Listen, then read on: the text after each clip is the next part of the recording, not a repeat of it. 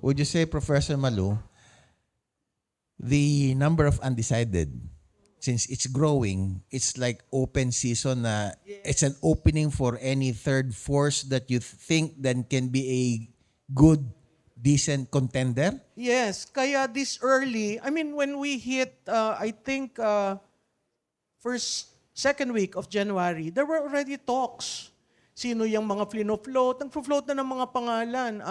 There were certain political analysts who were saying, the challenge is 2026. If we are not able to increase awareness, to convert that into potential voting support, then let's not talk of 2028. And there are serious names being floated around. January pa lang ha.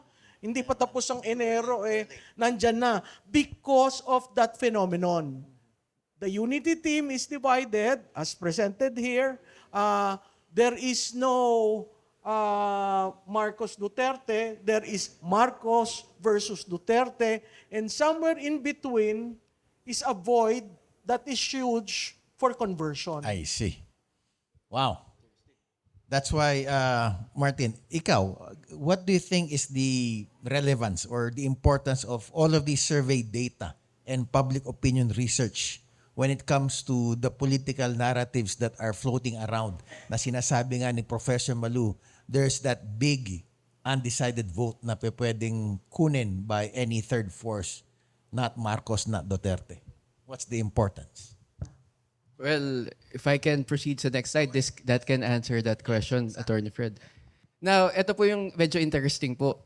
Kung sakaling mabakante po ang posisyon ng Pangulo at Vice Presidente, dun sa 33% na yon, ang pinili nila na maging caretaker ng Pilipinas, ang tanong po namin dito ay open-ended. Ibig sabihin po ng open-ended, sino yung unang lumabas sa isip mo?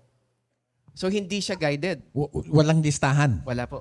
Ah. So, open-ended to. Kung sakali, yung dun sa 33% na yon, over 50% of them mention VP Lenny. Pwede malaman kung sino yung number 2? Ang lumalabas, a quarter of them mentioned, ito galing sa private industry, sir. Mentioned the President and CEO of San Miguel Corporation, Ramon S. Ang. Ramon Ang. Okay. Konti lang ang sumagot sa ating Senate President, sa ating Speaker of the House. May nagsabi po kay Boss Manny V. Pangilinan. But ang two names na lumabas bilang caretaker, si dating Vice Presidente Leni Robredo, at a quarter of them, 25%, 1 out of 4 of the 33%, nagsabi na si RSA, si Boss RSA po.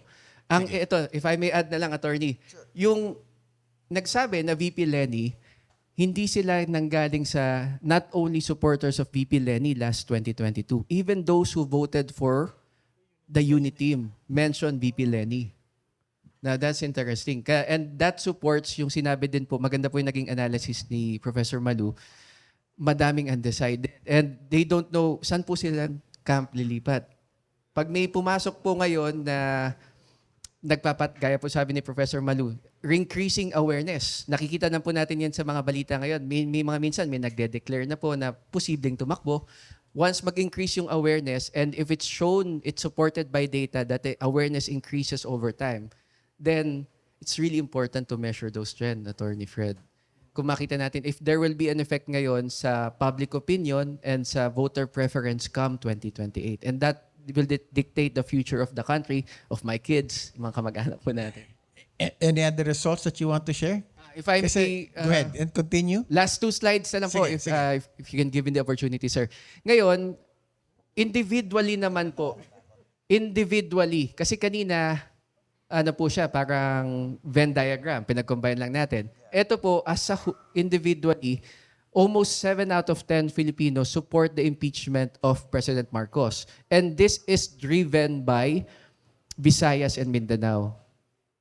This is driven by Visayas and Mindanao. Now, if we go to the next slide, for those who support the impeachment of VP Sara Duterte, we asked this question last year. Bumaba po siya. Last year, it was around 2 out of 3 Filipinos. Ngayon, it's only 42%. Bumaba ang support sa impeachment ni VP Sara Duterte. And this is driven by, interestingly enough, Central Luzon, Northern Luzon, and Southern Luzon, and those who supported either President Marcos last 2022 or former Vice President Leni Robredo. Professor Malu, how would you react to these numbers na Yung kay Presidente, lumabas yan sa fourth quarter namin. Tinanong namin, sino sa tingin nyo ang mastermind sa flood control projects? 48% said Marcos. 78% said Marcos speaker. And si Sandro was somewhere, Ko was there. Ko was at, I think, 38. And Sandro was also there at around 42. So, pinili namin talaga yung mga involved, no? Ang interesting dito, dahil ayaw ngang ipresenta, sa tingin ko, the reason why napakataas, kay Presidente, dahil hindi sinasagot yung tanong. Di ba, ang tanong ng taong bayan matalino, alam nila kung sino mastermind. Hindi na kailangan. Ang tinatanong lang, ikaw ba involved? Ang hinihintay nila, yung leader ang magsabi na, kaso deflect ng deflect, deviate ng deviate. So napakahirap kung ikaw ay naghahanap ng accountability. Yung kay BP, yung numerong yan, sa tingin ko dahil pinag-usapan niya ng halos ilang taon at pinag-uusapan pa rin ngayon yung 125 at 500, si Piatos, paulit-ulit, di ba? Sa tingin ko, na-saturate na ang tao. Dahil ang COA naman, sinabi, wala nangyari, di ba? Pagkatapos yung ruling ng Supreme Court, doon parang nagulat ang mga tao, aba, sandali lang, bakit nga ganito ang ginagawa?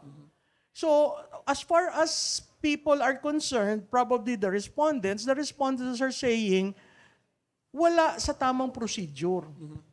Kaya nagkaroon ng failure, kaya nawawala ang interest sa kanya.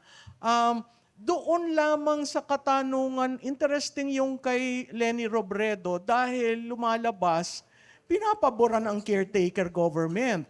Kasi ang constitutional succession po natin is si Senate President. Kaya nga lahat nag-uusap, bakit daw si Itbulaga? Di ang mangyayari parang ang pinag-uusapan, magkaroon na naman ng change of leadership kasi hindi ma-accept ng tao si Itbulaga. So, titingnan natin itong resumption. Kasi kung parehong presidente at vice-presidente ang magkaroon ng impeachment, napakalaki, importante kung sino ang Senate President. But Professor Malu, you said something about communication, no? If you are not able to have consistent or prompt or correct communication in terms of all of this, ganyan kalalabasan yung mga resulta. Yes. At meron kaming study, there is a direct correlation on Yusek Claire, my BFF, and the way communication is being done by the palace. Whenever she talks, people do not listen. By default, ay naku, magsisinungaling na naman yan. Ay naku, si Duterte na yan. So nag-tune out. So how can you have an effective bridge to the different publics kung si Yusek Claire ang gagamitin mo? So may problema yan. And matagal ko nang sinabi dun sa mga kakilala ko sa PCO na mag-communicate kayo based on programs, projects, activities. Neutral. Pero kung ang communication nyo political, kaya na hindi maintindihan ng tao ngayon, ano ba talaga ang governance? Ang governance ba ay budol? Ang governance ba ay delay? Ang governance ba ay ganyang pagsasalita? So, medyo problematic yun. Martin? If I may add dun sa sinabi ni Professor Malu, tama po yung communicating the programs ng ating government. Like, kasi po kami, bukod po sa ginagawa namin public opinion polls, we also help private companies. And may survey kami recently about socialized housing. And nakita namin na yung benefits nito sa Laguna, sa Iloilo, ang daming masaya about the SOHO. Even may mga private partnership na din dito. However, ang baba ng awareness ng tao about socialized housing. So, the benefits, hindi masyadong nako-communicate. So, yun po yung naging concern. Because yun na nga, ang focus is more of political than something neutral and beneficial to all. Yun ang lumalabas na Fred, you were in government, no? And it is very important to always communicate to your stakeholders. Pag hindi tama ang framing, di ba ang basic communication, sender, noise, receiver. Ang example ko, kaya galit na galit sa akin ng BFF ko, sender, noise, siya yung noise. So pag na-receive ng tao, agitated ngayon ang mga tao, ay nako, ano ba yan, ganyan. So lalong na-define yung DDS, yung Duterte, at Marcos. Kaya reflective dun sa survey nila, bakit buoyant yung buoyancy factor ng Duterte is traditionally Visayas and Mindanao. Alisin mo yun, magko-collapse. Ang maganda sa sinabi ni Mike is, nanggaling sa Luzon. Ang Duterte mahina sa Luzon. Selected areas lang. Pero when it comes to you see numbers in Mindanao at 78%, 80%, 90%. So I'm truly shocked. But Mindanao is really theirs. And then when you go to Central Visayas, siguro hindi yung Western Visayas, malakas rin doon. Tapos pagdating mo sa Luzon, pockets lang yon. So if you are really trying to reduce the negatives, the president should be able to communicate properly in Mindanao and in the Visayas. Yung NCR is a hard area to please because the media center ang NCR eh. So it's a reflective really of the noise. But when you go to yung data namin, even sa Northern Luzon, humihina ang presidente. Bulacan, Central Luzon, siyempre, yan yung naging object ng flood control, so galit yung mga tao. When you go to Bulacan yun, and then when you go to Oriental Mindoro, which is part of 4AB, so parang hindi ko alam kung targeted na doon nag-pick ng mga ng mga i-highlight. So, ang mga tao sa Luzon, galit na galit, bakit kami lang? So there is even an effort by citizens to actually go to check the projects, take pictures. Na, civic consciousness na. Tayo na ang maghanap nitong ghost projects. Picturean natin at i-post natin. So, when you have the full breadth of the information arm of the government and you are unable to respond to civic individuals who would probably file a case against their congressman, highlight na wala yan. I mean, there are so many ways and really social media, ang bilis. So pag may na-share ka na kahit may comedic ang dating, pinagtatawanan, tapos itinuro, ito ho ang aming tulay na nawala, ito ho ang riprap na nasira. So, talagang mahihirapan. and it's been out there. It's out there and more people are, But